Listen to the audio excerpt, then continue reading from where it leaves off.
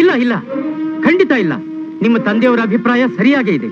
ದಶರಥ ಪ್ರಸಾದ ರಾಮಪ್ರಸಾದ ಶರ್ಮಾ, ಕೂತ್ಕೊಳ್ಳಪ್ಪ. ಪರವಾಗಿಲ್ಲ, ನೀನ್ ಕೂತ್ಕೊಳ್ಳಪ್ಪ. ಪರವಾಗಿಲ್ಲ. ಇಲ್ಲ, ನೀನ್ ಕೂತ್ಕೊಳ್ಳಪ್ಪ, ಕೂತ್ಕೊ. ನಿಮ್ಮ ಪೂಜ್ಯ ತಂದೆಯವರು ಇನ್ನೇನೇನೆಲ್ಲ ಹೇಳಿದ್ದಾರಪ್ಪ? ಬೇಡ ಬಿಡಿ ಸರ್, ನೀವು ಅವ್ರನ್ನ ಹುಚ್ಚ ಅನ್ಕೋಬಹುದು. ಛೇ, ಇಲ್ಲಪ್ಪ, ಹೇಳಪ್ಪ.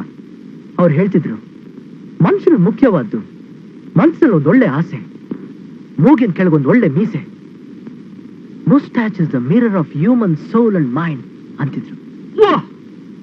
ಮುತ್ತಿನಂಥ ಮಾತು.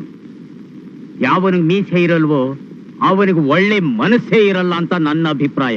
ಸತ್ಯ ಸರ್, ಸತ್ಯ. ಪೌರುಷವು ಸಿಂಹಕ್ಕೆ, ಕಡು ರೋಷ ಸರ್ಪಕ್ಕೆ, ಸರಸರಸಿಕನಿಗೆ ಲಕ್ಷಣವ ಕೊಡುವಂತೆ ಹುರಿ ಮೀಸ ಪುರುಷನಿಗೆ ಸರ್ವಜ್ಞ. ಹಾಗಂತ ದೊಡ್ಡ ಕವಿನೇ ಹೇಳಿದ್ದಾರೆ ಸರ್.